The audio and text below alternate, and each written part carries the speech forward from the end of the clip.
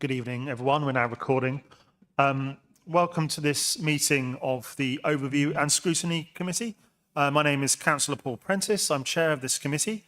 The Overview and Scrutiny Committee undertakes pre-decision scrutiny of reports going to the Cabinet on the Council's policies, projects, budget and services.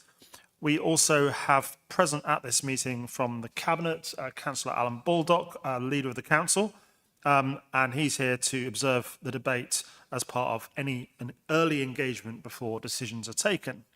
I can say there is no fire alarm planned for this evening, but should the alarm sound, please leave via the nearest available emergency exit. Two of the closest exits are through the glass door behind you to my left and through the double doors onto the riverside behind you. Please muster at Café des Amis. Members of the public are welcome to make their own recordings of the meeting using whatever non-disruptive methods they think are suitable. And this meeting is being minuted, recorded, and will be uploaded to the Council's website. And the Westgate Garden gates on the riverside are locked, so members of the public must leave the Guildhall by the side exit behind the glass door. And I'll just ask Pippa if we have any apologies for absence.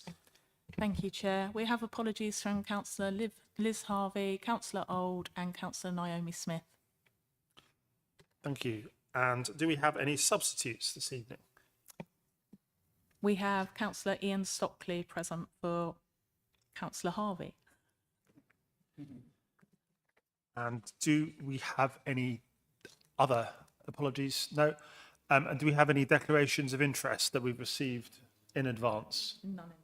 None in advance. Are there any other further declarations of interest that people want to raise now?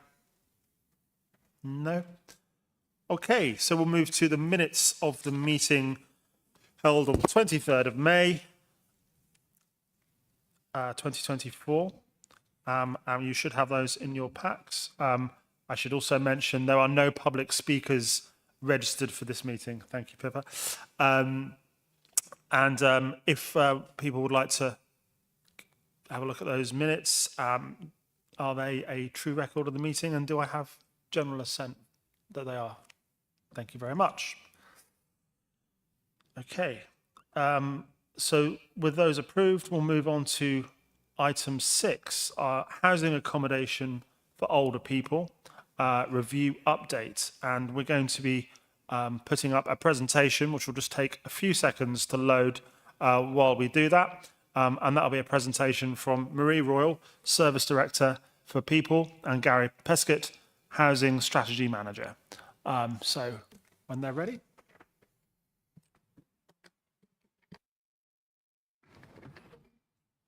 Good evening, everybody.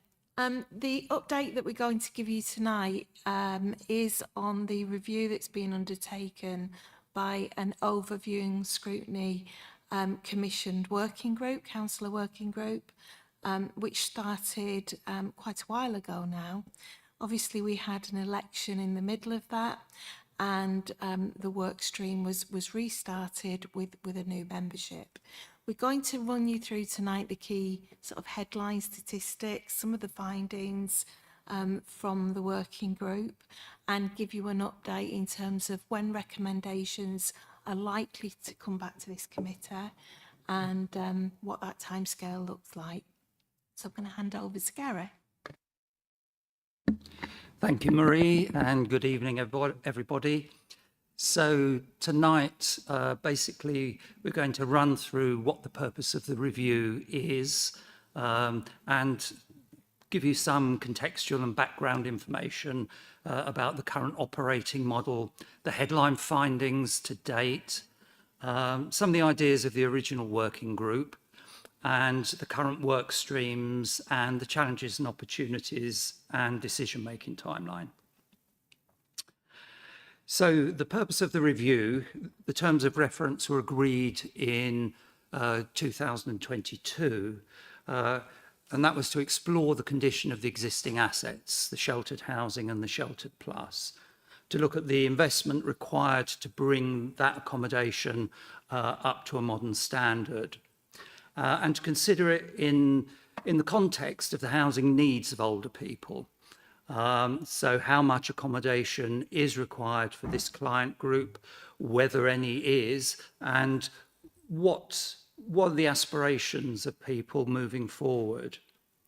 We're also asked to look at opportunities for joint working, particularly with Kent County Council, and to look at the role of the council as a social landlord in terms of providing this sort of service, to come up with an appraisal of the options and to produce some sustainable and affordable financial modelling.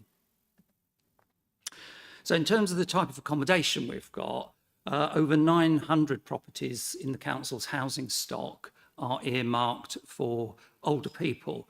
And I use older people advisedly. That's 18% of the council's housing stock. And it falls into three categories. So we've got designated older persons accommodation. Basically, that's independent living, mainly flats and bungalows, minimal services, often limited to just an alarm, and that's aimed at people over 55. That's why I said older persons was advisory. Independent living, this is how the council brands its sheltered housing. And at the moment, this is aimed at people over the age of 60 in order to be eligible. And finally, Sheltered Plus, which is sheltered housing, but with additional services, again, for people over the age of 60. So, okay, the current operating model, what do we mean by sheltered housing? We term it as independent living. So that is the whole ethos behind the schemes. We've got 592 properties in 12 schemes, plus satellite flats and bungalows on adjacent pieces of land, often just round the corner from the main scheme. There's an independent living manager, not a warden, and they look after every 2 or 3 sites.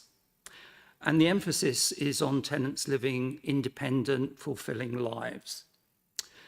So the role of the independent living manager is really just to provide a housing management or landlord function. So in many ways, their function is very similar to our neighbourhood officers. But a key part of their work is signposting tenants to other agencies, such as social services, Department for Work and Pensions, Age UK. The one that's very different is the Sheltered Plus. We've got 4 schemes consisting of 127 properties. And tenants receive an intensive housing management service. So this is significantly more intensive than in the sheltered housing. Each of the schemes has its own scheme manager. Some of the things that are very, very different are that there's a laundry team and a night service team based either at each scheme or shared between 2 schemes. The trouble is that particular service is not eligible for housing benefit. It doesn't fit into the housing benefit regime, and it doesn't fit into the care regime either. So it's one of those things that in terms of current funding is unfunded. And really, the full costs of those services are not currently being passed on and never have been passed on to the tenants, simply because they're unaffordable for most tenants. So that means that this service gets a very large subsidy from the housing revenue account. And interestingly enough, no other local authority, no other housing association in Kent provides this sort of scheme. It's a hangover from the end of the old Supporting People grant, which ended in April 2018 and was administered by KCC. All the other landlords that had similar services ended them at that time, but Canterbury City Council decided to try and continue with a different sort of model. So some of the headline findings We've spoken about the ages that the accommodation's aimed at, sort of people over the age of 60. Well, 36% of the residents are aged over 80. You might say, well, that's a fairly obvious fact, but I think it's interesting. It tells us a lot about who wants to move into the accommodation now. I think people's idea of what constitutes old age in this day and age is quite different from when the schemes were designed 20 or 30 years ago. 74% of the residents are either on full or partial housing benefit or universal credit. So it means that quite a large amount of their housing costs are covered. But what it doesn't cover, as I said earlier, were things like the laundry service and the night cover. And we also spoke in the terms of reference about the standard of the accommodation. And one of the things that is really glaringly obvious is that 123 of these units are studio flats. So that means that they're really not at all popular. And it's the sort of accommodation where people often only take it because they're really desperate for somewhere to live, simply because it's so small. 403 of the properties, we've got an EPC rating of C or D. So that's about the average, that's the majority. A few of them fall below, not many of them are better than a C. And over the last 3 full financial years to 21-22, we'd invested something like £1.9 million in capital expenditure on planned maintenance. And over the next 30 years, it's estimated that that bill will run to about £17 million. So these properties are reaching a point in their life when they will need some quite large investment. And the estimated cost of compliance over 3 years is approximately £475,000. You think that once you pay for your compliance, that's the end of it. Unfortunately, it keeps on getting more onerous as the years go on. So this is one of those things where it's going to be an ongoing financial commitment. And the shelter portfolio, particularly the Shelter Plus, accounts for a really high proportion of the housing revenue account's annual shortfall.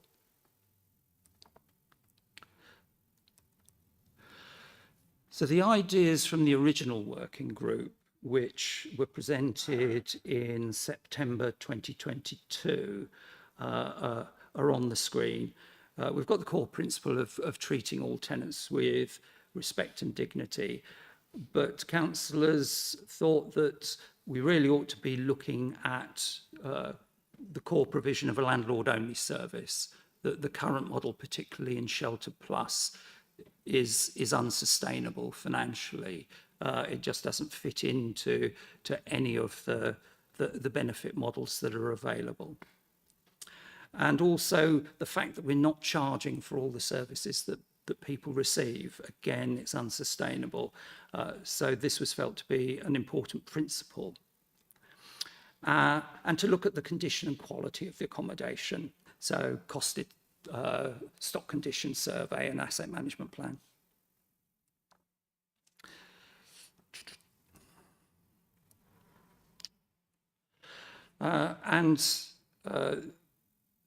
Also, in terms of the future, the working group wanted a strategic assessment and options appraisal for every site, and to ensure that the composition of the housing stock better reflected housing needs. So at the moment, we've got 18% set aside for people over certain ages, whereas many of our homeless clients, people presenting to us, are much younger, or their families, or they're very vulnerable people. So the nature of our stock doesn't necessarily fit the profile of the people that are coming forward to us in need of housing accommodation. And it's a statement of the obvious, but about testing new housing developments and services to make sure that they are financially viable. and that they're affordable and they're eligible for housing benefit. Key part of this is about working in partnership with Kent County Council and the NHS to help plan any service transition. And KCC have identified Canterbury as an area of interest in terms of developing an extra care scheme. And in the interim, they are potentially interested in looking at some of our existing schemes to create a geographic cluster to tide us over. Right, the current work streams that the working group is focused on, we're conscious that the original data was for the last full financial year was for 2021-22. So obviously time has moved on a bit. So we're refreshing the data, particularly in terms of finance, vacant units, relet times, health and safety hazards, and the condition of the housing stock. So all of those are being updated now as we speak. And considering service redesign options, including the use of telecare and telehealth, because there's been huge strides in the technology with those. Site assessments are about to be commissioned on 6 sites, so that they will be our pilots to see how that works. And we're discussing joint opportunities for joint working with KCC. So that's ongoing. The last conversation was in May with KCC. They will be looking at some of our stock, potentially with a view to not just extra care, but maybe other vulnerable client groups, such as people with learning difficulties and that sort of thing, to see if we can make better use of these assets. We need to plan our staff consultation very carefully. We haven't spoken to staff about this review at all yet, so they've been kept in the dark. Last time we did this sort of potential service redesign, the staff behaved very professionally and worked with us on it, but we would like to take them with us, so we will be considering all the implications for that. And obviously it's potentially a very emotive issue, any change to services and to charges and that sort of thing. So the consultation and communication strategy is absolutely key. So we'll be involving Leo and his team in helping us do the appropriate planning for this. And the decision making and the timeline. The working group wanted to come up with draft recommendations by this September. But really, the data collection for the work streams really mean that December is probably a much more realistic target for delivery.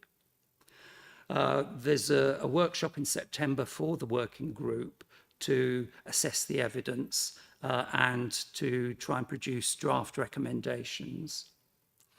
We'll also be looking at, around that time to try and agree the communications and consultation strategy with a view to starting the governance process in January next year with the proposed recommendations and seeking permission to consult with the tenants, with advocacy organisations and with the tenants' families.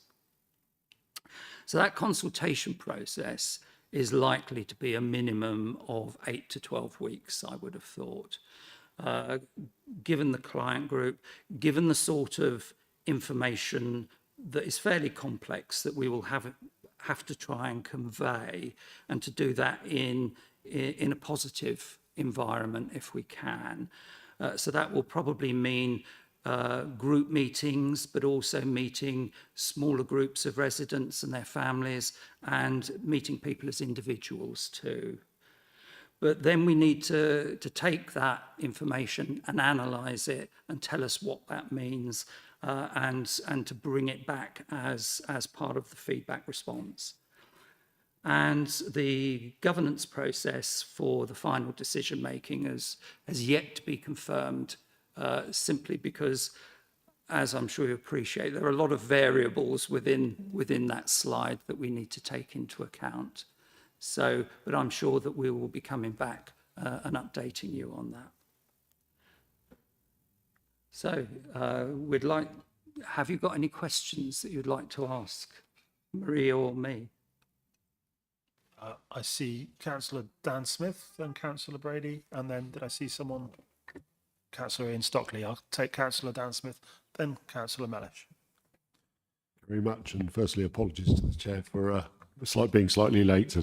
Unfortunately, the traffic got me. The first question was the laundry services issue that you were mentioning earlier on. Is there has there been a sort of a pilot or an understanding, some kind of check to see what the effect is on those residents if that service is removed? Because there's some people that may cause health and hygiene problems which would make their situation worse, especially if they're very elderly, as is likely. Thank you.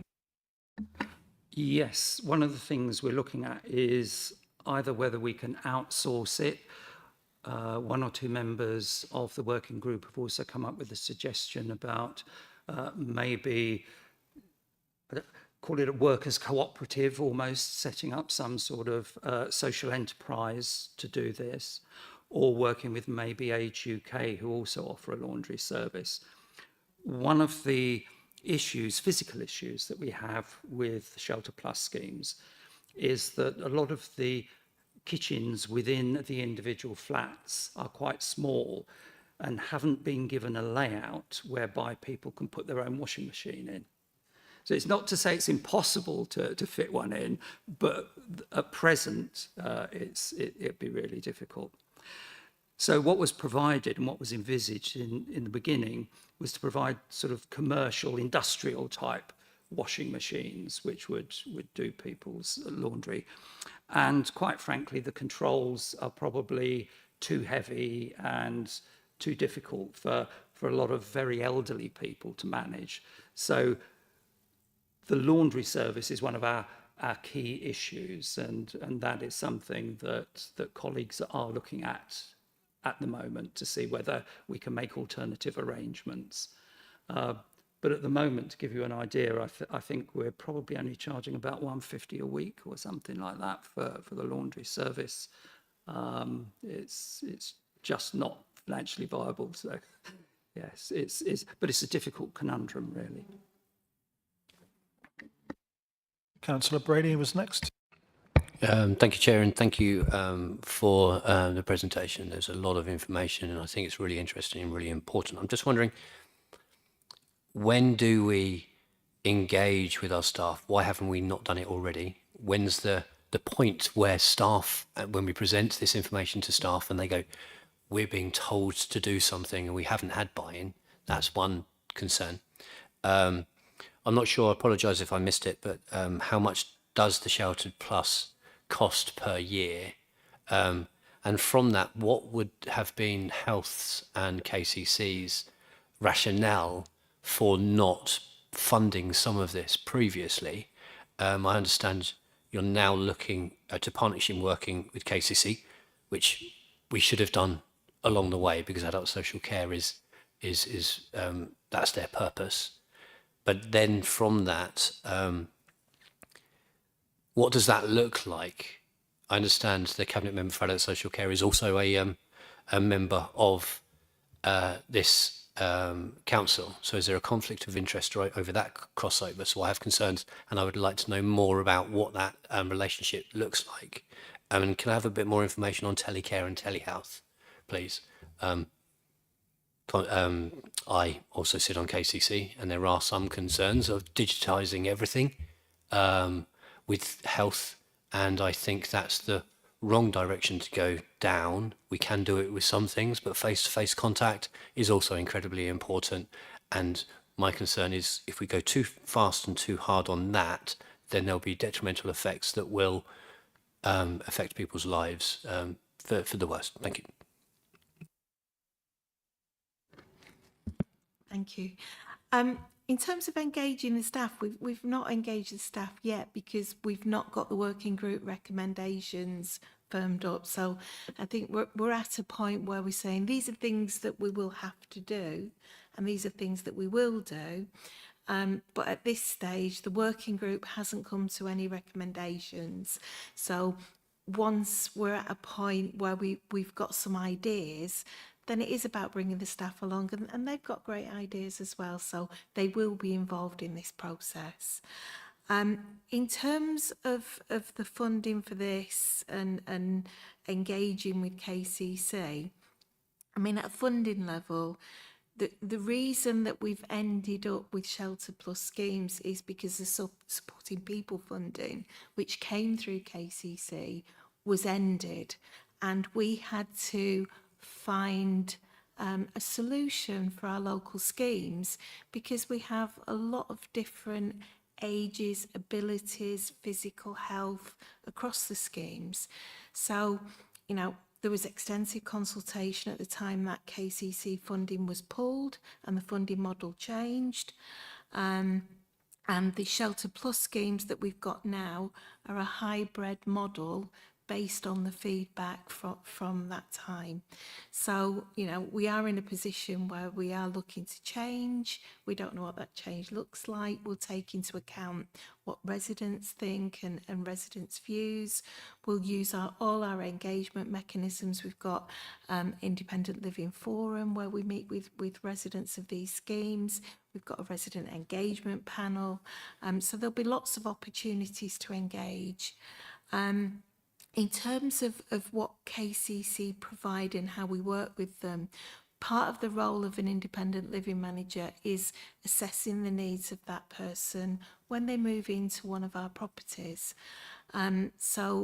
We work with the tenants to have a plan, and as part of that plan, obviously, if a resident needs extra help with daily living, then there are links made with KCC at an operational level through adult social care to get that resident the right need, the right support that they need at that time. So it's about, you know, how support is delivered in the community and still enables independent living. With telecare and telehealth, it's something that we're going to look at and consider. We're not wedded to it, and you know, we're not saying that we're bringing this in. I think you're right. There's lots of different options on the market. Some of them are really positive. Some of them promise to do lots of different things and don't deliver. But what we have the Lifeline service at all our schemes, which is operated and run by the City Council. And technology changes all the time. So it's just worth exploring what the options are, what the possibilities are, and linking in with our primary care networks to see, you know, if they've got any ideas in terms of that outreach, community support within people's homes. Have I missed anything? If I may come back, Chair, it is heartening that you're not wedded to the digital options, because KCC is overspending in adult social care, and they think it's a silver bullet to get a lot of funding cuts through. So I think to keep an eye on that, that's the concern that I think we shouldn't go down. We need to listen and look to see what's best. So I do welcome that. I'm just wondering, Chair, when does this come back, so this committee can then have another look at the options and see what engagement has had with staff and what route we're going down, because it will be quite disappointing if a lot of decisions have been made, it's brought to this committee, and it's really hard to change course if we believe it's the wrong way to go. Thank you. Thanks, Councillor Brady. I'll ask Marie to respond directly on that point. So the idea is that the working group forms their recommendations. those recommendations will come back to this committee in January 2025. What we could also do is we can do councillor briefings to support the process as well. Just to give people the opportunity to feed in as part of the consultation process as well. So, yeah, the recommendations will come back to overview and scrutiny. We will seek permission to go out and consult on those recommendations. So there are still opportunities then to shape and change things. But also it's about listening to tenants, getting their feedback, and as Gary said earlier, speaking to our key partners who are providing services like Age UK, like the health services, like KCC, to get their views as well. So we'll have a fully rounded sort of analysis and feedback before any decisions are made. Quickly, yeah. Very quickly. So our post-consultation, will it go back to the working group to discuss? Brilliant. Thank you. Thank you. Councillor Ian Stockley, I think, was next. Thank you, Chair. I think we're all fully aware that there's a big hole in social care between our residents who need support, including laundry. Most of the properties I'm aware of are, as you said, very small. Putting a washing machine in doesn't cut it. They need a washing machine stroke tumble dryer with all the possible fire risks, etc., that elderly people can get involved with tumble dryers, etc. So obviously we've been told that we're currently charging something like £1.50 a week for this service. Have we looked closely at what is realistic? You know, you said that if we were to charge a realistic amount, it would be unaffordable for a lot of people. I don't think we have much option. We do need to provide a service. You know, if we're looking after people who need this service, then someone's got to provide the service. Just removing it isn't going to work. You know, you'll be putting people into further poverty. So I think we need to look again at that. And I don't want to obviously preempt what the working group will come up with. But it's clear to me that it was also said that our sheltered accommodation for the elderly, inverted commas, may be restricting the number of people who need properties, younger people.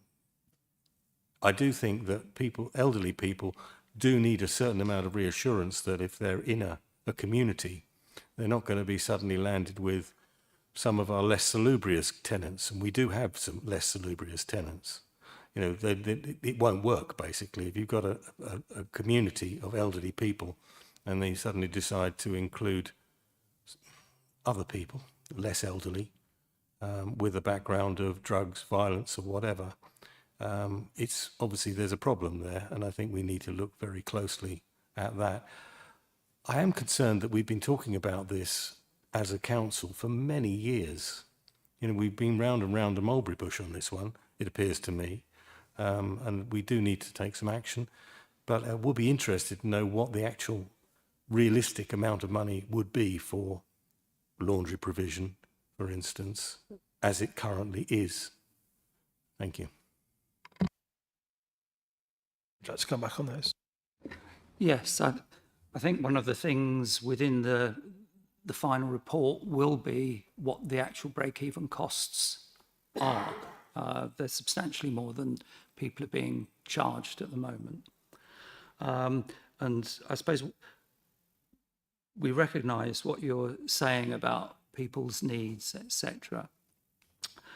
But the trouble is Canterbury City Council is a social landlord, and we can't replicate the functions of the social services department. We're not funded in that way.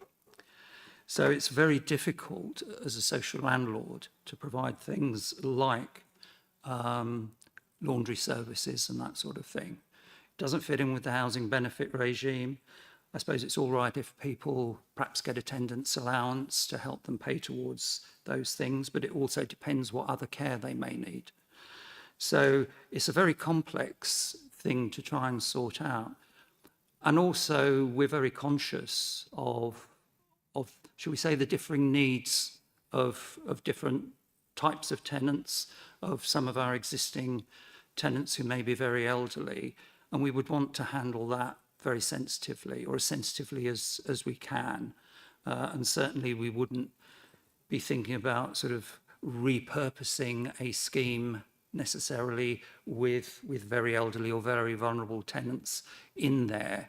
We would try and work out a proper transition with them, with their representatives, their family, their advocates, and also with social services, etc., as well as the tenant themselves. They've got to be at the centre of it. Because if we go back to the first core principle of the working group was about treating the tenants with dignity and respect, and we would still try and hold true to that principle. Marie, would you like to respond? Just to say, we're not considering mixing age groups. That's not come up as any conversations or discussions in the working group. So it's not something that's been on our radar that we're considering. And with the laundry provision, you know, we've got other schemes, the sheltered schemes. They do provide laundry provision, but tenants use it themselves. So it's a different provision. As Gary says, in the Sheltered Plus, it's commercial machines that are used for the service. But yeah, in the sheltered schemes, there's laundry provision, which tenants use and do self-serve. So there are lots of different options to consider, but the working group will look at these. Thank you, Maria. Councillor Milesh. Okay, a relatively simple question.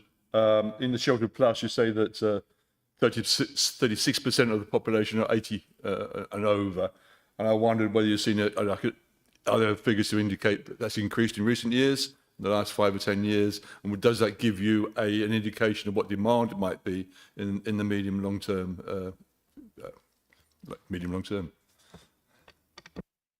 Right. Well, according to the census demographics that we get and the analysis of the Canterbury Housing Needs Assessment, probably about 17 or 18% of the population is within our age group, 60 plus, that we're looking at for this. So in some ways, the amount of stock or the proportion of stock that we've got set aside for this age group is about right.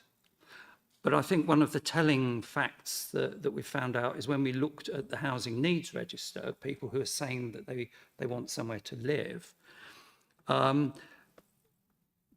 similar proportion, 17% of the housing needs register was made up of people who would qualify for sheltered housing or shelter plus. But in fact, only 10% of them were actually asking for that sort of accommodation. So I think there's a mismatch there between people's aspirations, the type of accommodation, and you know what people view as being elderly and what is appropriate and what they want now or in the future. So I think we have to approach it with an eye to the future, and that society is changing and people's aspirations have changed quite significantly, really. So. Thank you, Chair. So it's more a question of population aspiration than necessarily demand, because the general assumption is that we are living longer. You know, so I hope to live for another 20 years at least. But so the demands I might have in later years are going to be greater. Therefore, the demand on ourselves on the service is going to be greater. But you can't extrapolate. What you're saying, it seems to say, you can't extrapolate those sort of figures. That you can't foretell what costs, what demands might be, because the actual reality is that the aspirations and the needs aren't matching. That is absolutely right. There's a mismatch between the aspirations, the nature of the accommodation, and what people want for themselves.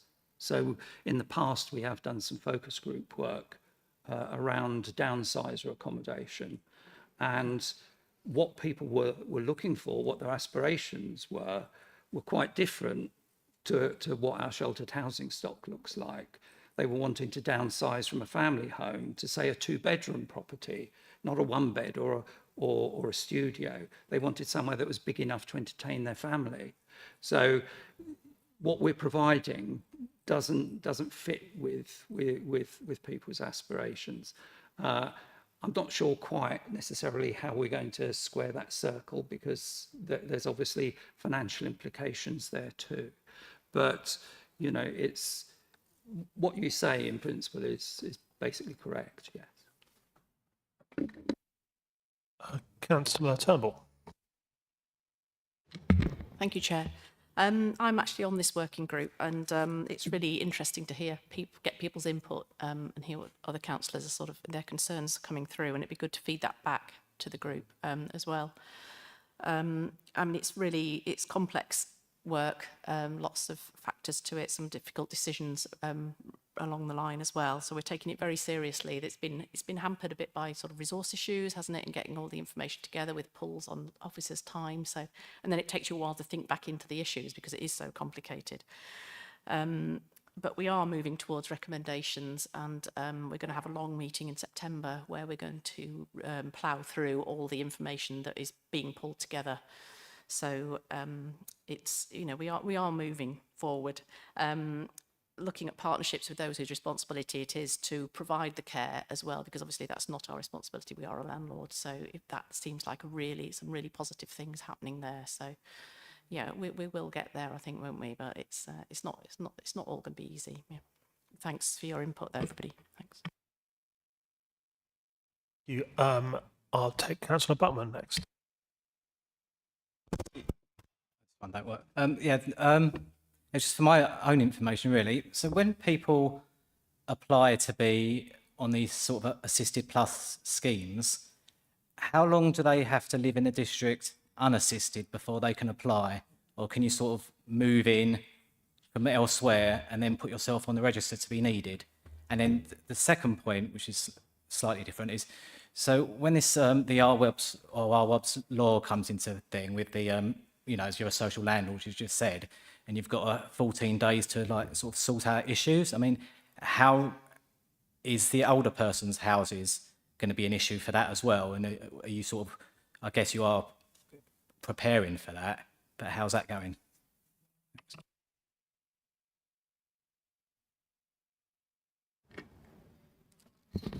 Sorry, could you repeat the second question? Yeah.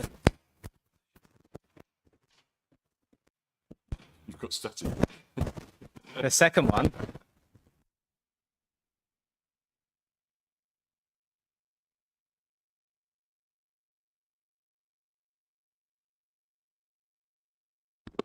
Right, the second point is that RWAB's law, where it was going RWAB, AWAAB, the law that went through, or is going on consultation in Parliament about social landlords having to do repairs and damp and mould and things like that, and do these older people's houses have issues like that, and how will that, you know, if it suddenly comes in, or not suddenly, but when it goes through, will you have enough staff, and will you be able to sort that sort of thing out?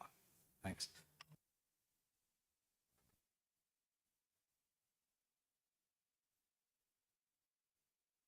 Thank you. With regards to who can apply for the accommodation and how they apply for accommodation, all of the allocations of older persons accommodation is governed by our allocations policy, and there are sort of rules around local connection. So you have to live within the district for a certain period, or have close friends, family that have lived in the district for a certain period. So local connection does apply to these properties. I think with AWAB's law, we've been working on this for quite a while now. So we've got a new procedure in place for dealing with damp and mould. We've got new tracker sheets in place for cases. We've done some training for staff.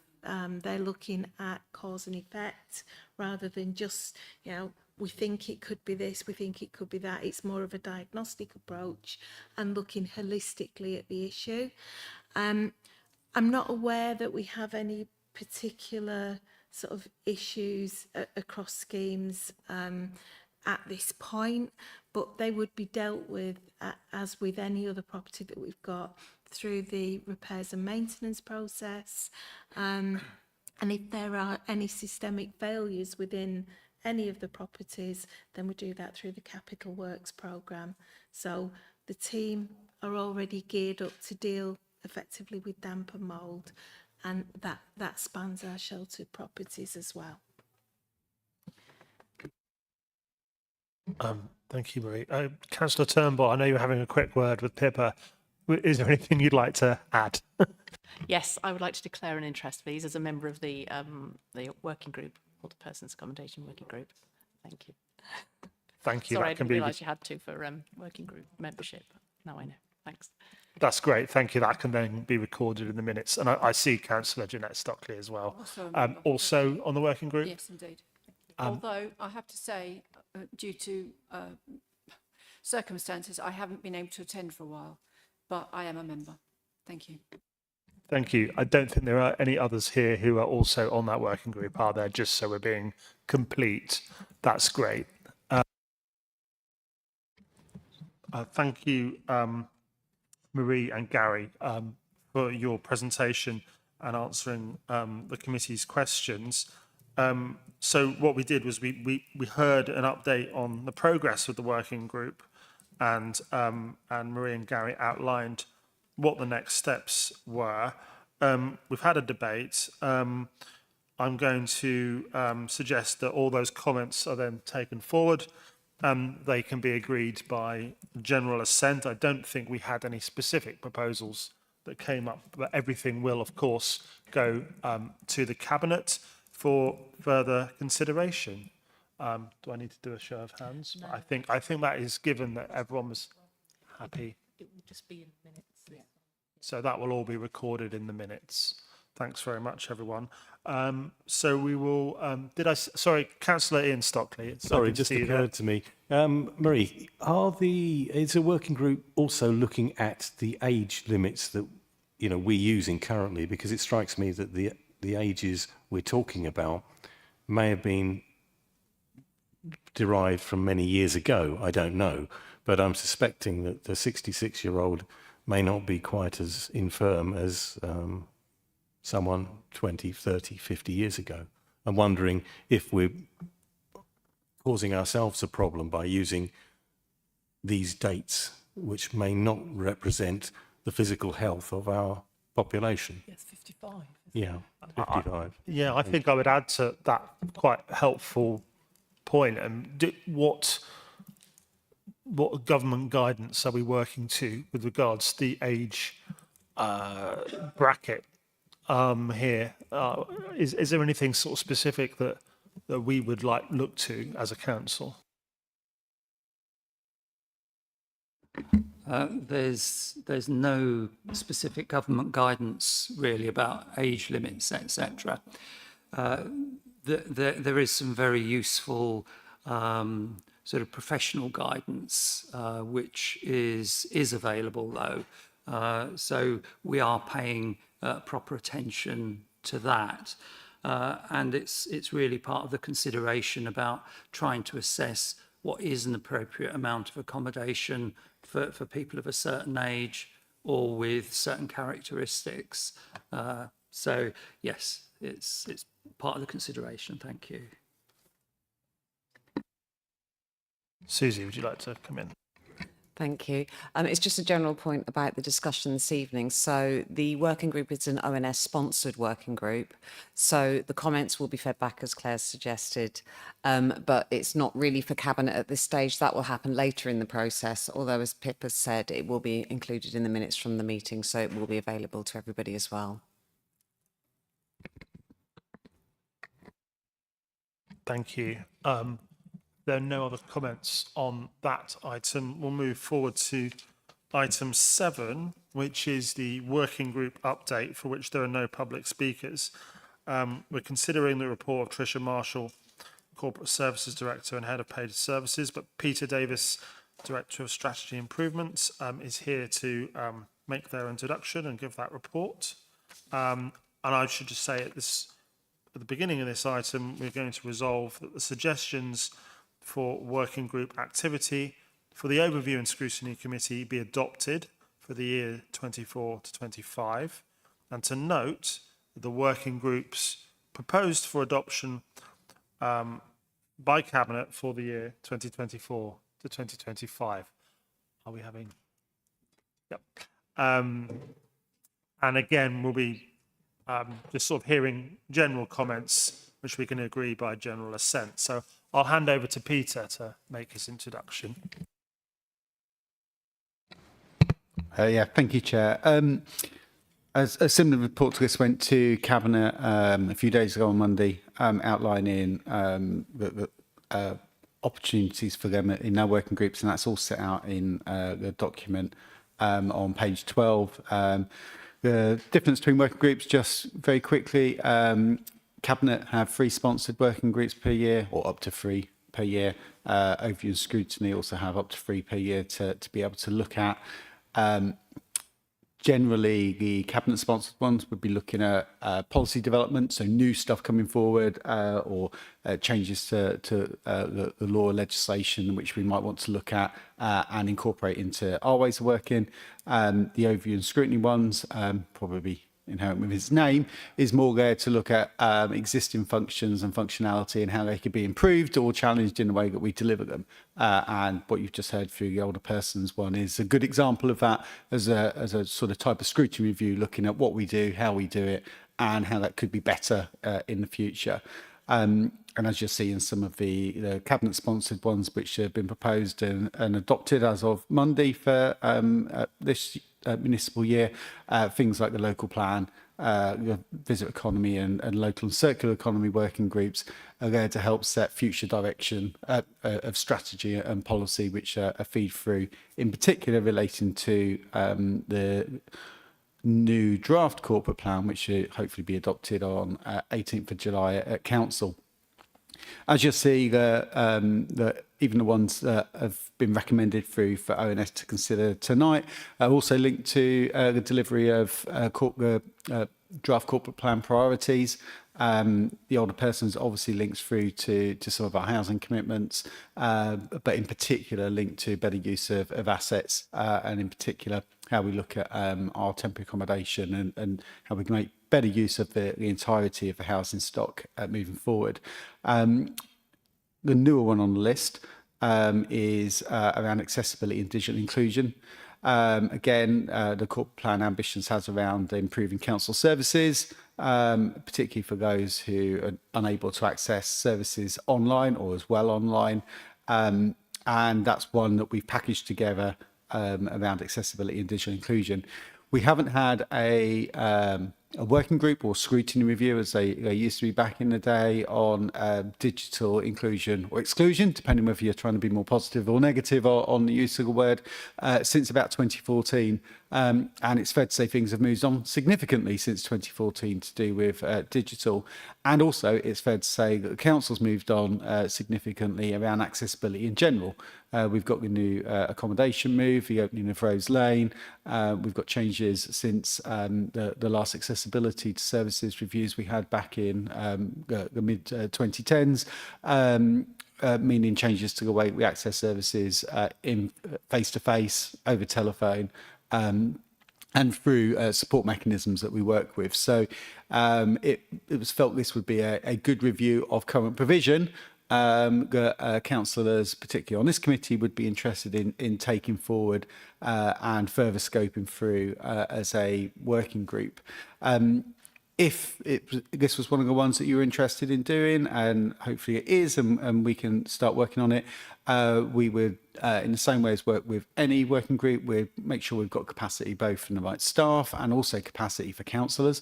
I think you'll appreciate there's a lot of work, not just in the one that you've just looked at, but within a continuation of the local plan working group. And if some of the other working groups come forward in the same timescale, it's going to be a busy year. Not least with summer recess coming up. So we'd need to plan them in But we would work with group leaders to nominate councillors to sit on the working group, and then at that point work out what the terms of reference for a group is. So the scope is here broadly around accessibility and digital inclusion, but exactly what the working group wants to look at, how it wants to look at it, and if it wants to bring any particular witnesses in to speak to a working group would all be decided at that point, at which point those terms of reference would come back to overview and scrutiny to agree. How long a working group lasts is pretty much down to the scope and the terms of reference. Some of them can last quite a long time, like the older persons. Some of them could be very short or done within a relatively small few number of meetings. The composition etiquette set out in there, reiterating that they're confidential, they're politically balanced. So the size of them being either 6 or 9 with 3-1-1-1 or 4-2-2-1 composition of councillors from the various groups. We can also bring in other members if there's particular specialists that we would want to bring into any of those. You'd also have access to senior officer to work with you, as we do in all of the working groups. We do have 3. The report sets out that obviously there's 2 that are recommended: continuation of the older persons, the accessibility and digital inclusion, and then it would leave space for a 3rd. I say space because that means that there are 3 slots to fill. It doesn't necessarily mean that we'd be able to get 3 done within a municipal term. What normally would happen is we would add it to the list. Once time comes available to be able to do it, we would bring something back that sets out a timescale for that. That may mean it tips over as being a priority for next year for you. It also may mean it's something that you want to relook at around about this time next year. Just to add, because I said I would, and save everybody having to go and listen to Cabinet, if you didn't listen to it or watch it on Monday, they made a few comments for you to consider if you do look at the accessibility inclusion one, around making sure that the remit of that included those digitally challenged or not digitally confident, so not just exclusion, but those that don't have the skills to engage fully or the means to be able to engage fully. But it looks at access across multiple services, so not just about initial access through, say, the website, but actually following the processes through and where people get stuck within their digital journey. How we contact the council using phone and face-to-face, and what that means to different types of residents now. The quality of those interactions. I think what I meant by that was about getting it right first time. Are people leaving with the right sort of information? Are they being supported in delivery of that information? And making sure that we look at communication and communication skills for staff who are engaging directly with our residents through whatever digital or non-digital means it is. And I think that's enough for now. Thank you. Thank you, Peter. I've got Councillor Flanagan first up.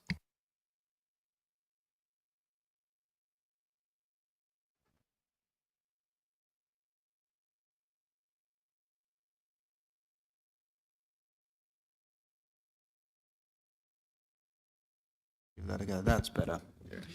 So this is coming up as Councillor Dan Smith, but this is definitely Councillor Flanagan.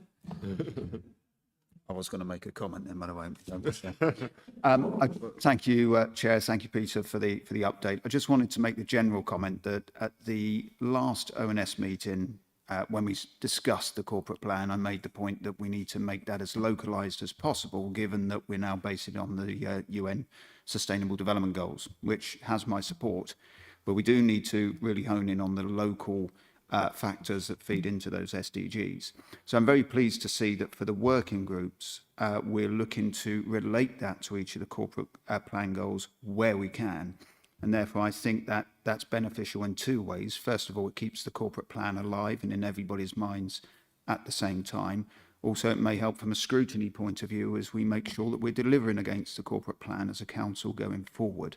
So I just make the request that for working groups where work is being done for each of these topics, that the corporate plan ambitions are laid out against each of these, as they are in this document tonight, but any future working groups. So we are aware at all times of what the corporate plan is, but try to ensure that we make sure that the aims under the SDGs are kept to as local a level as possible. Thank you. Councillor Brady. Thank you, Chair, and thank you, Peter, for the report. I'd like to just make a general comment, and then I'll come up with then I'll just speak on another suggestion on a different topic. I'm looking at the composition and etiquette title, and one of the paragraphs, it says, councillors involved in working group activity should not seek to gain political advantage in advance of the results being published. I'm talking about the local plan. And I understand that the working group hasn't been disbanded. It's gone to consultation. The working group will then be reformed, and it will then relook at the consultation responses. I think that paragraph should be strengthened. Instead of councillors involved in working group activity should not seek to gain political advantage, and it should be members of this council from any political party. I believe that needs to be looked at, because I believe some political parties within this council have come out on different sides of some development proposals, and that's not within the spirit of what the working group says. So I think that line needs to be strengthened. I'm just going to then talk on a separate issue or a suggestion. I'm looking at two working groups where we're looking to look at the visitor economy working group and the local and circular economy. Now, there's definitely crossover within this research. So I'm wondering whether there should be a working group that's extended to have both of these topics within in one working group, or is there a possibility for feed in from each of those working groups into each other, because they'll have findings that will be very relevant with both, because it seems a little bit like silo working, and at the end, when we see both of these, it'll be like, wow, that bit of information could have helped within the other working group. So I'm just wondering, is there that possibility? I'm new to this committee, so I'm just wondering if that's been talked about before. Thank you. Peter. Yeah, so on the second point, the working groups are unlikely to run all at the same time, particularly those two working groups. We, as officers, we don't have any say over the composition, so it's up for group leaders to nominate.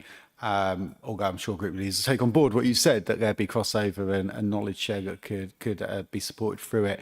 I think our expectation is that the visitor economy one would come first, because there's some pressing stuff, and also it could help deal with a number of notice motions that have come through around the coast and visitor economy, not least the short-term holiday lets and the one on the Herne Bay Seaside Board, which would be helpful. You're exactly right, though, that the evidence gathering, not just from this working group, from lots of different working groups and lots of different media access that we've got and data access we've got from across the country and Kent would be used and shared. It's always excellent when we can work with councillors to make them mini experts in particular areas. And just on the local plan one that you said, it did finish. So we had a paper that finished that working group. We're re-establishing the working group because it comes to a conclusion on that one. So again, it'd be for group leaders to nominate the councillors that attend it, although I would be very hopeful that group leaders would nominate the same councillors, given they've obviously built up a lot of knowledge around the subject. But again, that's not an officer's decision on councillors that are put forward for each of the working groups. And just on the first point, not really for me to go into too much detail on your comments, but that really is talking about confidentiality, that it shouldn't be used, that finding information which hasn't been shared into the public domain, particularly if it comes from witnesses or from officers in a way that's not ready for publication, because working groups and non-decision making shouldn't be taken out and used against the spirit of the working group, which gives an advantage or allows people to publish information which hasn't been put in a form or discussed or debated in public forum. before a decision's made on it. So it's about the confidentiality of the minutes and the information that's being shared. That confidentiality stretches across councillors. Councillors on a working group can talk to other councillors within their group. In fact, it's actively encouraged because members of the working group are representatives of that group. We're not expecting them to sit in isolation, but it shouldn't be used wider than that in any detail. I've got Councillor, is that just a follow-up, Councillor Brady? Yes, if I may, Chair. Okay. I understand what you're saying, but there is still a concern because now we're going to have another local plan working group where there are some members or members of this council who then can't be on that working group because they've made their position clear during a consultation stage. Now, I think that's not in the spirit of what we should be doing within this council, and I'm just noting that for public record. Okay, I'll move on to other contributions. Councillor Turnbull, and I'll take Councillor Smith afterwards. Thank you, Chair. I'm not entirely sure what Councillor Brady's implying, so maybe we could discuss that if it's if he needs to at a later stage. On the working groups, there's a few sort of points I wanted to raise. One is that the older persons working group is an overview and scrutiny one. It is chaired by a cabinet member, and I think one of the stipulations is that such a group should not be chaired by a cabinet member. I mean, the chair is extremely good. It's not that I have any problems with the chair, but I was just noting that it does, you know, the only rule is that it shouldn't be chaired by a cabinet member. So I was just pointing that out. I'm pleased to see that Airbnb, the short-term holiday let issue, is going to be picked up. I'm a bit disappointed to see that it's rolled into visitor economy because it's more about homes and community than the visitor economy.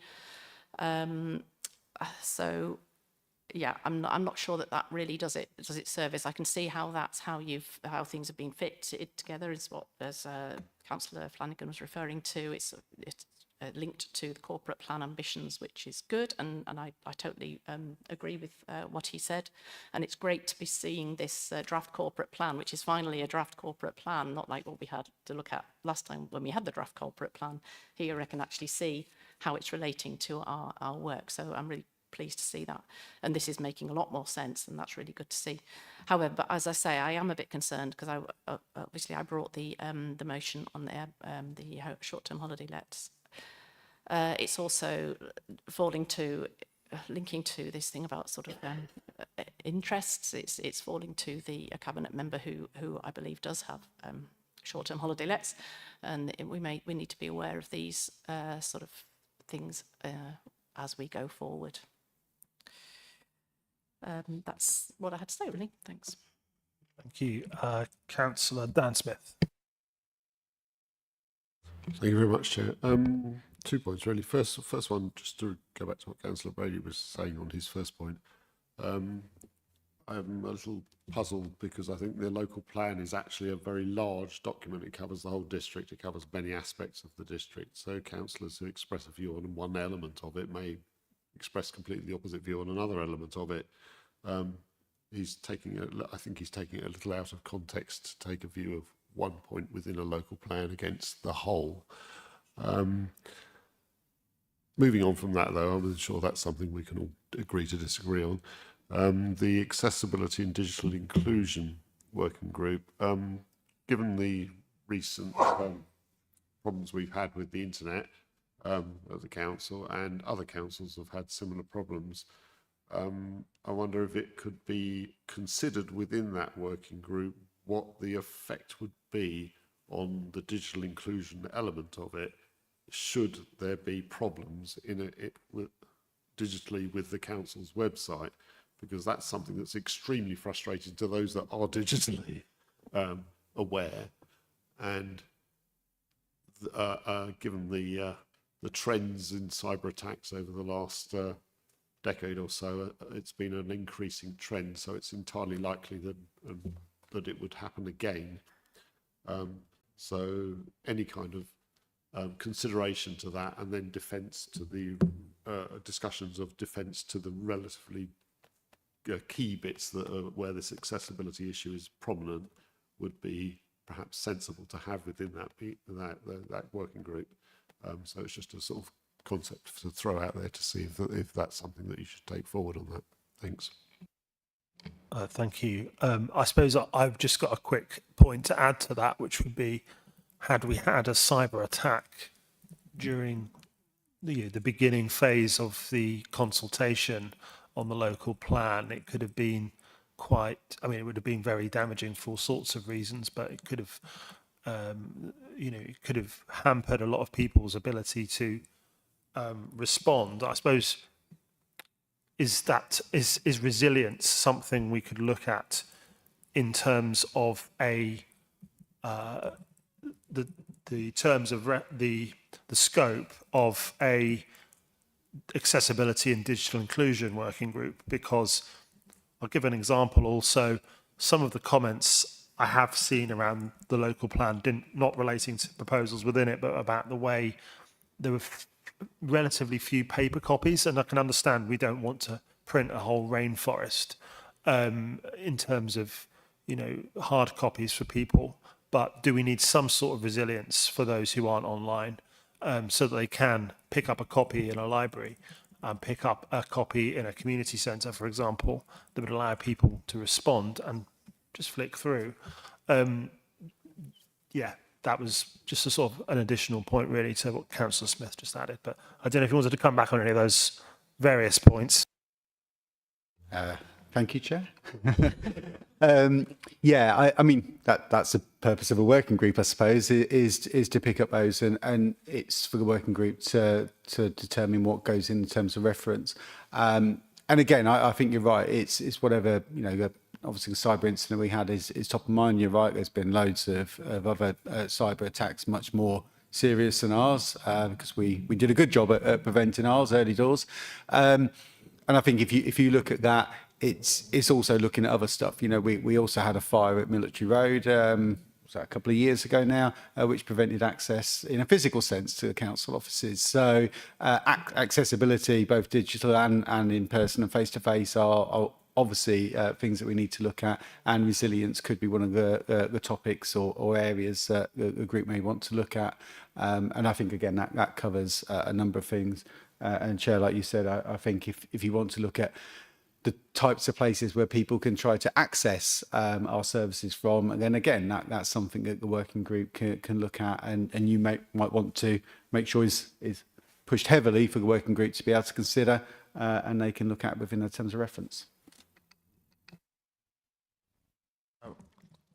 Councillor Turnbull. Thank you. Yeah, about the this proposed accessibility and digital inclusion, I think that sounds really a useful working group, and I think that the scope needs to be a bit wider than it sounds there. I think there's quite a lot to pick up on there.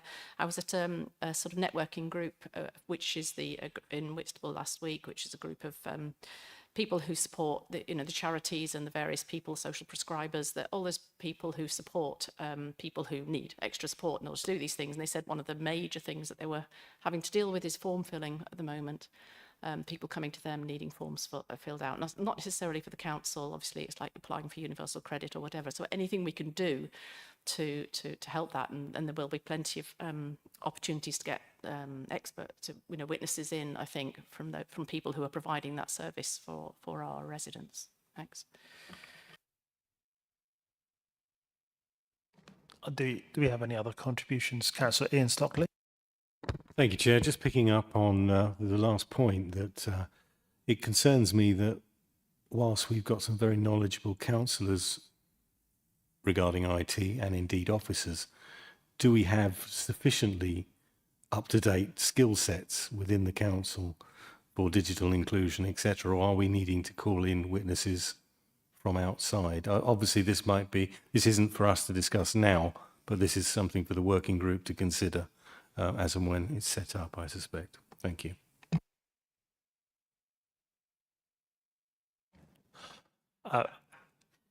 I see Councillor Buttman as well. Yeah, I think I'll follow on from the digital thing as well, the inclusion. Just to think about if English isn't the primary language of somebody, Is there anything in the council that can help that way, or how do they go about things? Yeah, I mean, I would presume we have certain legal requirements for the languages we have to provide under the Equality Act and other relevant acts of Parliament as well. So I think that's quite a relevant point, isn't it? But are there other points people wish to raise on any of the working group suggestions? No. All I was going to add, and I've mentioned this point to Peter, is that there is a list of proposed topics in Appendix 2. And one of those, personally, I'm quite interested in is around youth engagement and establishing a youth council. And obviously, this council has already passed a motion proposing a youth council or a similar body. And these potentially, and other subjects as well are in that list, but these are all things that when resource and time allows, we could pick from this basket of topics and suggest new topics to be added to the programme of working groups. But we do have work to get through. We have the local plan working group to continue, and the other ones to continue as well. So that was really just my comment. Really, is that we shouldn't lose sight of the other ideas during the year. Susie, you'd like to come in. Thank you. Thank you, Chair. Yeah, the list in that appendix is actually the previous year's list of topics. Just to let councillors know, the response to that notice of motion is coming through to Cabinet on the 8th of July. I think on that one, given our limited resource, the outcome of that report, I think, basically takes us as far as we can get to at this point, in terms of youth engagement within, the remit that we've got at the moment. And a working group on a single topic like that at this stage, I think, wouldn't have anywhere to go. There is, however, a priority in the corporate plan, which is around improving engagement in civic activity more broadly. And I think there could be some scope there, looking at different communities, whether they're communities of interest or minority communities or whatever. So there could be one that kind of could be further down the line in the pipeline that, again, works alongside the corporate plan, but actually fits the remit of overview and scrutiny in terms of what we do. Thank you. Don't see any other contributions at this stage. So, Dan, Councillor Smith, yep. Thanks very much, Chair. It was just I'm not sure if this is the place to say so, but as a suggestion, perhaps some working group a concept of working group to look at the success or failure of the different transport mechanisms within the district, given local plans and all the rest of it. That element of things would be useful to see if we had a data on the problems of travel by road, the comparison with travel by bus, travel by bicycle, and so on. So you have a way to view that and bring it forwards to future local plans, future structures within the district, as a way of understanding which is the most effective transport network, and to bring that forward, or to increase the effectivity of the alternatives. Thank you. Yes, my question on top of that then, is that something that can be considered by working groups that we've decided upon, or is that something that the Joint Transport Board would have to decide upon? Because I think it's certainly a very valid question, but I just don't know where that fits within the structure of committees. I think we need to take that away and have a look at that. And I think if there are any other suggestions, maybe through you, Chair, they could be fed through to officers, and then we can have a look and see what's feasible and actually what could positively contribute to the work of the council. But yeah, that's one to think about.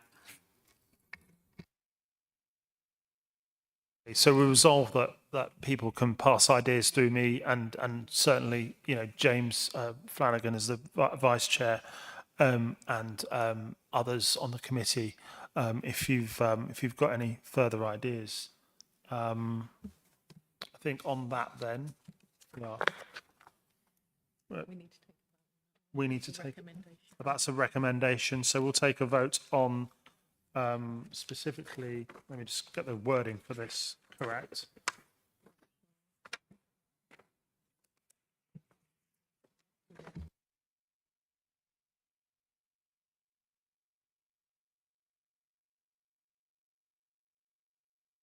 Going to hold a vote then, and we're going to resolve that the suggestions for working group activity for the Overview and Scrutiny Committee be adopted for the year 2024 to 2025. And that will be a card, electronic vote, won't it? So Pippa's just setting that up now.